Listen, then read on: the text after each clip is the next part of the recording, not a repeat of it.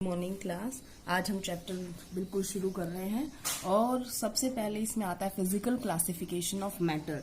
तो सबसे पहले आपको पता होना चाहिए कि मैटर क्या होता है।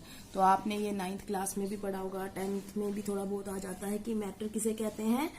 मैटर वो कोई भी चीज जो हम महसूस कर सकते हो, जिसके पास द्रव्यमान हो और जो स्थान घेरती हो।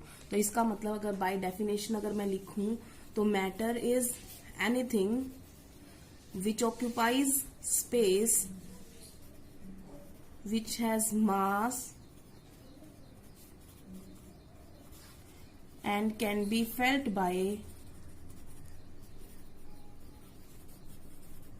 5 of our senses। कि वह कोई भी चीज जिसके पास मास हो, जो जगह घेरती हो और जो अपनी 5 इंद्रियां जो हमारे पास है उनसे हम महसूस कर पा रहे हो। जरूरी नहीं है 5 से महसूस कर पाए, 1-2 से भी महसूस कर पाएंगे तो भी वो पदार्थ की कैटेगरी में आएगी, मैटर की कैटेगरी में आएगी। अब बात करते हैं कि उदाहरण देना हो तो बेटा आपके पास जितने भी आजू बाजू दिखाई दे रहे हैं, जैसे फॉर एग्जांपल ये पेपर है, ये बोर्ड है, ये पेन है, इरेजर, पेंसिल, शार्पनर, पेन, सब कुछ क्या है यहाँ, ये टेबल, चार्जर, फोन, सब कुछ क्या होता है, मैटर होता है।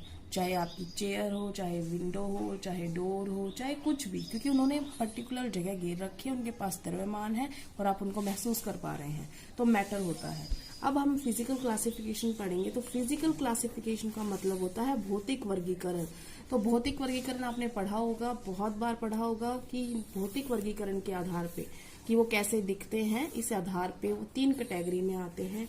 एक होता है सॉलिड, एक होता है लिक्विड और एक होता है गैस। सॉलिड जो होते हैं मैटर की वो स्टेट है जिसके अंदर डेफिनेट शेप होती है और डेफिनेट ही वॉल्यूम होता है। यही इसकी डेफिनेशन भी है। तो अगर डेफिनेशन हम लिखें तो क्या लिखेंगे, solid is that state of matter which has definite shape and definite volume. अब इसको समझो कि डेफिनेट शेप और डेफिनेट वॉल्यूम का मतलब क्या है।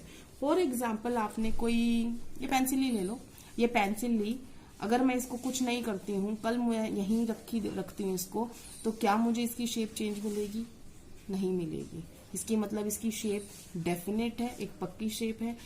इसने जो वॉल्यूम इसने अभी ऑक्यूपाई कर रखा है, सिलेंड्रिकल फॉर्म है, तो आप πr² से वॉल्यूम निकाल सकते हैं। तो इसका मतलब इसका डेफिनेट वॉल्यूम भी है जो चेंज नहीं हो रहा।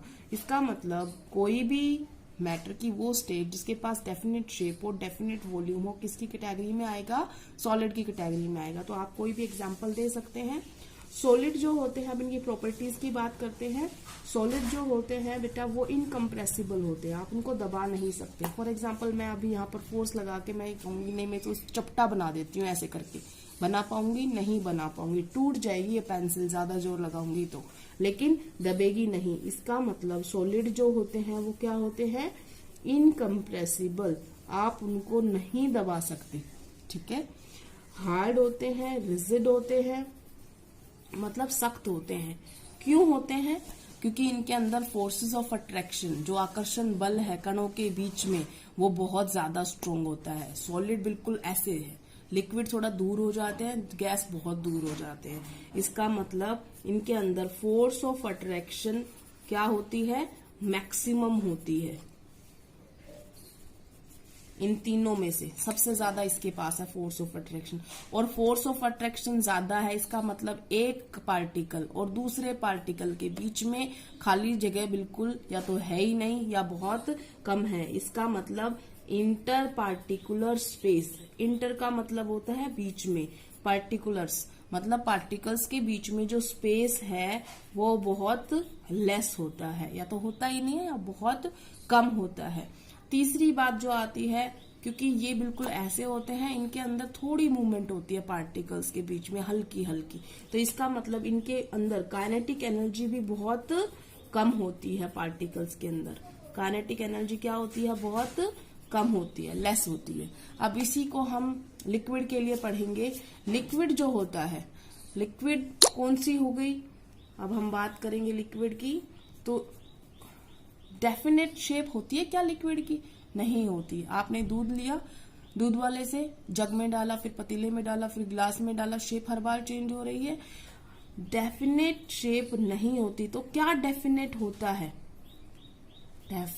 शेप तो डेफिनेट नहीं है, नॉट डेफिनेट शेप, या आप उसको इनडेफिनेट कह सकते हो, लेकिन उसका जो वॉल्यूम है वो डेफिनेट है। फॉर एग्जाम्पल आपने 1 किलो दूध लिया, 1 किलो नहीं, 1 लीटर दूध लिया आपने, तो 1 लीटर दूध लिया आपने दूध वाले से, उसको आपने जग में डाल रखा था, फिर आपने उसे पतीले में ट्रांसफर किया तो वो 1 लीटर ही रहेगा। फिर आपने आपको दूसरे पतीले में ट्रांसफर किया, फिर भी 1 लीटर रहेगा। इसका मतलब वॉल्यूम उसका फिक्स है, लेकिन शेप हर वेसल के हिसाब से, हर बर्तन के हिसाब से बदलती है, इसलिए उसकी शेप डेफिनेट नहीं है, इनडेफिनेट शेप है, डेफिनेट वॉल्यूम है। क्या वो कंप्रेसिबल है? हाँ, थोड़ा सा, बहुत थोड़ा सा, क्योंकि उनके बीच में गैप है, तो हम थोड़ा सा उसको अगर प्रेशर लगाएंगे, दाब लगाएंगे इंस्ट्रूमेंट्स की सहायता से, तो उसका हल्का सा दबा सकते हैं। इसका मतलब थोड़ा सा कंप्रेसिबल होते हैं, लिटिल कंप्रेसिबल। वो हार्ड नहीं होते, वो रिजिड नहीं होते, क्योंकि वो प्रॉपर्टी दिखाते हैं फ्लूइडिटी। फ्लूइडिटी मतलब बहना, पानी बहता है ना, सुना है ना, तो फ्लूइडिटी, बहाव की प्रॉपर्टी दिखाते हैं वो। उनके अंदर फोर्स ऑफ अट्रैक्शन बीच की होती है, मीडियोकर, मतलब इससे तो कम है, सॉलिड से तो कम है, लेकिन गैस से ज्यादा है, ठीक है। उसी हिसाब से पर्टिकुलर स्पेस, इस सॉलिड के अंदर तो ऐसा था, लिक्विड के अंदर ऐसा है, गैस के अंदर बहुत ज्यादा है। इसका मतलब सॉलिड से तो ज्यादा है, लिक्विड से गैस से कम है। इसका मतलब इसमें भी फिर से क्या आ गई? मीडियोकर स्टेज आ गई इसकी। मीडियोकर का मतलब होता है बेटा बीच वाली स्टेज। इसका मतलब फोर्स ऑफ अट्रैक्शन जैसे इसमें मैक्सिमम बताया था, तो इसमें थोड़ी सी कम होती है, इसके अंदर बिल्कुल कम होती है। इसके अंदर स्पेस बिल्कुल नहीं है या बहुत कम है, इसके अंदर थोड़ा ज्यादा है, इसके अंदर और भी ज्यादा होगा। इसी तरीके से काइनेटिक एनर्जी की बात करें तो काइनेटिक एनर्जी जो होती है इसके अंदर मोर होती है सॉलिड से, लेस होती है गैस से। तो फिर से क्या हम एक लिख सकते थे कि मीडियोकर स्टेज है ये। तो लिक्विड जो है वो सारी बीच वाली कैटेगरी दिखा रही है, ठीक है ना, सॉलिड से और लिक्विड जो होता है सॉलिड और गैस के बीच की प्रॉपर्टी दिखा रहा है। इतना समझ में आ गया।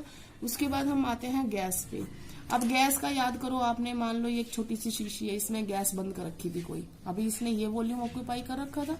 उसके बाद मैंने इसको बड़ी कंटेनर में डाल दिया, तो वो पूरे कंटेनर को फिल कर लेगी। इसका मतलब उसकी शेप भी बदल गई और वॉल्यूम भी, क्योंकि पूरे कंटेनर को उसने ले लिया है अपने अंदर। तो इसका मतलब ना ही इसके पास इनडेफिनेट इसका क्या है शेप, क्योंकि इसकी शेप सही नहीं है, बदलती रहती है, और इनडेफिनेट ही क्या है इसकी वॉल्यूम। इसका मतलब वॉल्यूम भी बदलता रहता है। क्या वो कंप्रेस करे जा सकते हैं? सोच के देखो, इतने दूर दूर है, पास ले आओ, हो जाएंगे कंप्रेस। तो इनके क्या बोलते हैं कि ये हाईली कंप्रेसिबल है, बहुत ज्यादा दबा सकते हैं हम इनको, पार्टिकल्स को नजदीक लेके आ सकते हैं, है ना। अब क्या ये हार्ड होते हैं? हार्ड होने की जरूरत नहीं है। फ्लूइडिटी इनके अंदर होती है, बहुत ज्यादा होती है। आप गैस को लीक हो जाए सारी जहां में फैल जाती है, इसका मतलब फ्लो होता है उनके अंदर। उसके बाद हम बात करते हैं फोर्स ऑफ अट्रैक्शन की। तो फोर्स ऑफ अट्रैक्शन इनके अंदर लीस्ट होती है, सबसे कम। जो स्पेस होता है इंटर पर्टिकुलर स्पेस, वो बहुत ज्यादा होता है, सबसे ज्यादा इसके अंदर होता है। इसका मतलब हम कह सकते हैं इनके अंदर सबसे ज्यादा, लार्जेस्ट कह सकते हैं, इनके अंदर स्पेस होता है बहुत लार्ज, ठीक है ना। एक पार्टिकल इधर है, दूसरा इधर होगा, या और भी दूर हो सकता है। काइनेटिक एनर्जी, काइनेटिक एनर्जी अभी थोड़ी देर पहले बताया था, सॉलिड ऐसा है, ठीक है ना, पार्टिकल नजदीक, फोर्स ऑफ अट्रैक्शन बहुत ज्यादा, और जो कण है उनके अंदर गतिज ऊर्जा थोड़ी सी है।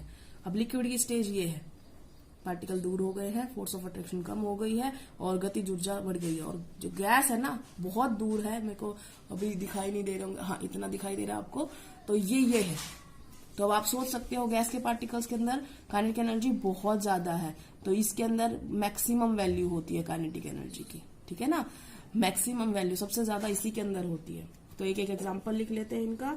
सॉलिड का एग्जाम्पल कोई भी लिख लो आप, पेंसिल लिख लो, बोर्ड लिख लो, टेबल लिख लो, ठीक है।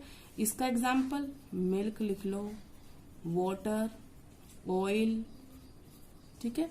इसका example oxygen gas, nitrogen gas, hydrogen gas, carbon dioxide gas, ये सब गैस है, ठीक है ना बेटा। एयर नहीं लिखना, क्योंकि एयर जो है वो मिक्सचर है, बहुत सारी गैसेस है उसके अंदर, तो वो मिक्सचर है, गैस उसमें अलग अलग है।